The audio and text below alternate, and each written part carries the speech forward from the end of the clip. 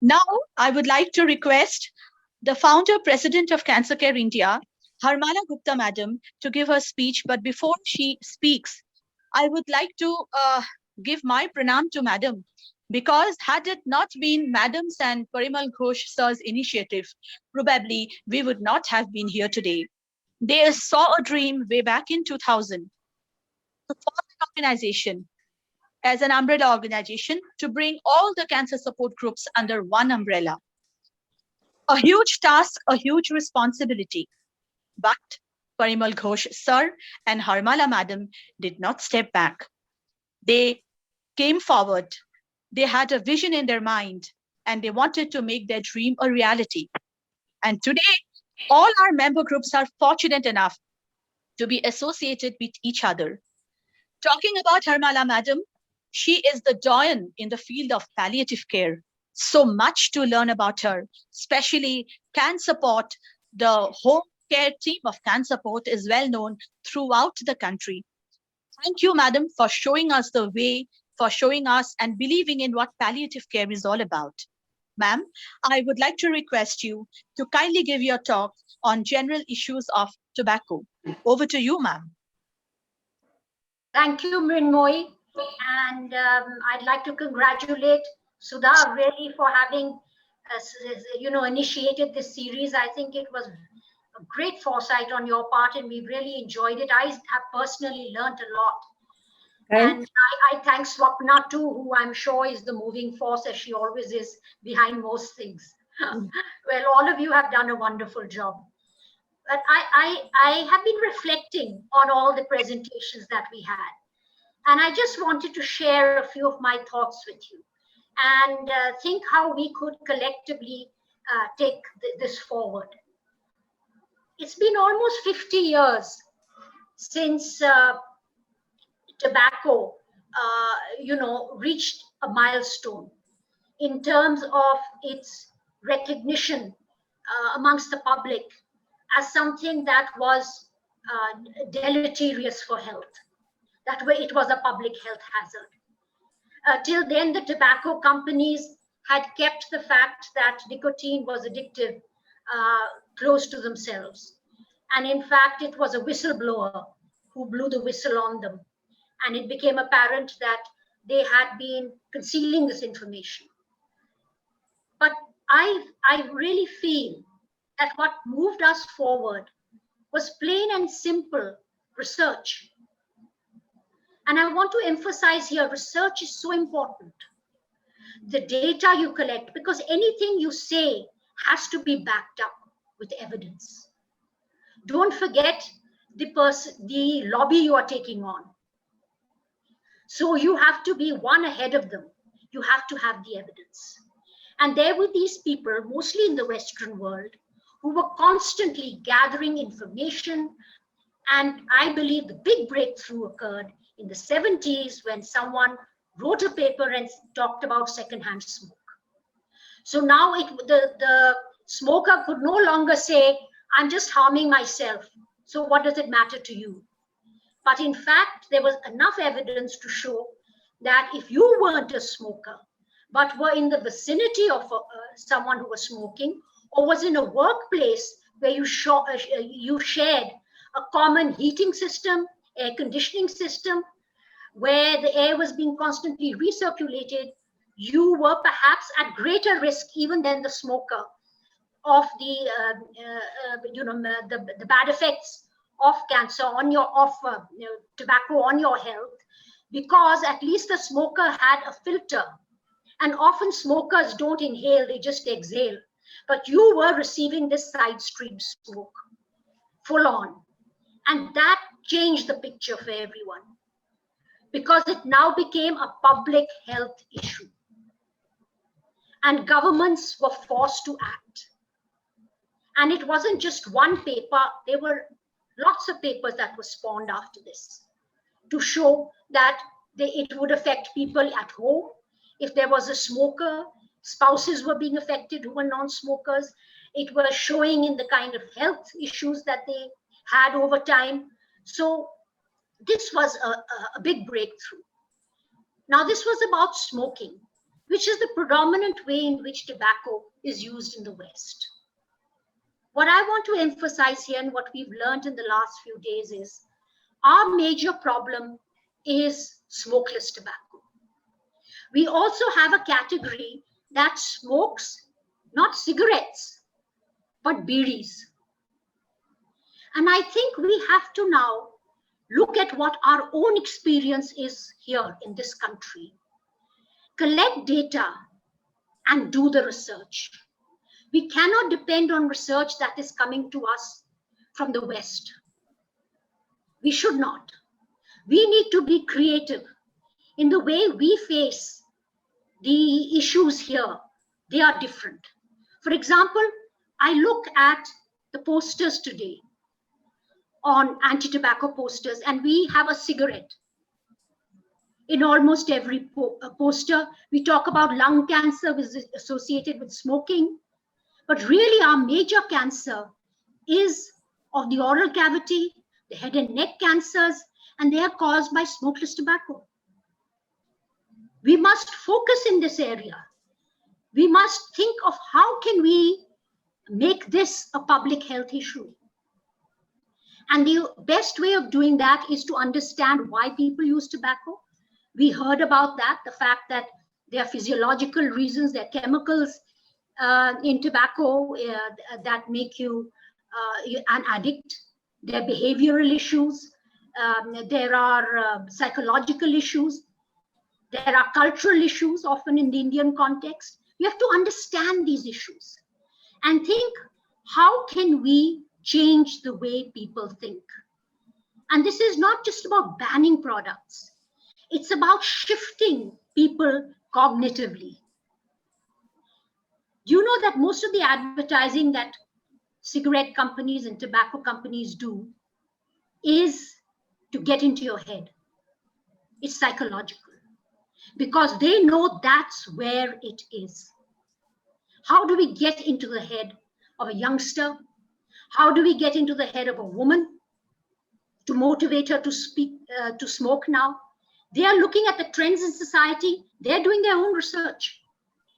They're trying to understand it, and they're coming out with ways in which they can continue to push tobacco.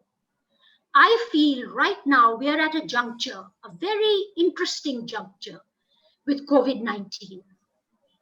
We have with us a pandemic which has created a sense of fear in almost everyone.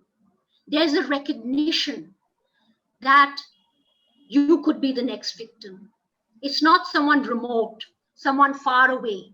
You know someone, a friend, perhaps even a family member who has died because of COVID. And I think there's an opportunity here because research has already begun. And the research again is from the Western world. They are already showing the association between deaths from COVID in hospitals and tobacco use. And they're just not focusing on cancer. They're focusing on many other non-communicable diseases that are associated with tobacco use. We also know that there are things like diabetes that increase your risk. So there is an opportunity here to really focus and make tobacco and smokeless tobacco a public health issue. And I tell you how. Because for the first time, the government of India has issued advisories saying, do not spit in public. All of us know that people who use zarda, who use pan, who use these tobacco products, mava, masala, all this, they have to spit. If you ban spitting in public and you tell people someone who is spitting close to you is a threat to you, like secondhand smoking was, because of the fact that now we have something called COVID-19, it can affect you through the droplets that someone spits out. You are creating the possibility now of actually putting pressure on people to stop spitting and stop using these products.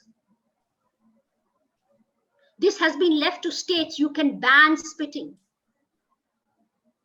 Spitting was there even in the Western world many years ago. And gradually legislation came out against it. But here I feel we have an opportunity, we have an opening. Because for the first time, someone can't say, well, I'm just harming myself, I'm just chewing this tobacco or this product. But we're saying no, because a part of that, you're going to spit.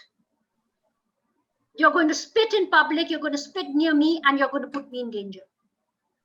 And not only that, what else have we learned about this pandemic? We have a tradition of hookah smoking.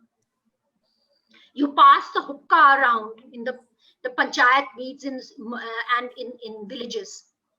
And now what the advisory is, please do not do that, because you are sharing the same mouthpiece. You are placing should anyone in that crowd have COVID-19, which is undiagnosed, you're placing everyone in danger here. So there again, leverage that to hit home that this is a practice that must stop, that it is a danger to the public. And so I think even cigarettes, for example, one way of getting around the fact that cigarette packets, the price is going up, is people sell loose cigarettes. Now someone is handing you that loose cigarette. It doesn't come in a sealed packet. That loose cigarette, the person who handles it may have COVID-19, may not have washed their hands the way you're required to do. So again, a way in which COVID could be passed on to you. So there are many ways in which we need to now target and sort of combine, as it were, the tobacco use in our country with this present pandemic, and try and see how we can use it. There's no doubt about it that there's a general fear. And this can have a kind of double effect. One is, and there is a study here which I found very interesting, that has been done by an NGO that is trying to, over the telephone, get people to give up the tobacco habit. It's an NGO called Life First. I don't know if any of you have heard of it. It's a tobacco dependence treatment program, and it's initiated by Narottam Seksaria Foundation in collaboration with Salam Bombay Foundation. And their intention was to see the awareness. What is the awareness about the association and the impact of the lockdown on tobacco use among tobacco users who had been registered with them before the lockdown for their tobacco cessation program. And the result was, they were looking at people across 4 states, that 2/3, that 67% of tobacco users were unaware of the association between tobacco and COVID-19. And what is more interesting is that of those that were aware, a large number were determined not to use tobacco. So they say here that 219, that's 34% tobacco users who quit tobacco during the lockdown, 51% quit because of the lockdown and their concern over COVID-19. The ones who didn't quit had no awareness or unaware that they could possibly be a link. So here's a role to be played to raise this awareness. And then, of course, there was the other possibility that because of the extreme pressure and the stress of COVID-19, there were also those who may have wanted to give up, but were now finding it difficult to do so. and may have temporarily given up and started smoking again. So that possibility is also there. But their conclusions are awareness activities about the harmful effects of tobacco during the coronavirus pandemic have to be strengthened. Measures to motivate and support tobacco users to quit have to be provided through cessation services. But these cessation services, I would argue, have to be based on our own local understanding of why people start smoking tobacco, bidis, or chewing tobacco. And how can we come up with our own ways of helping them through this crisis?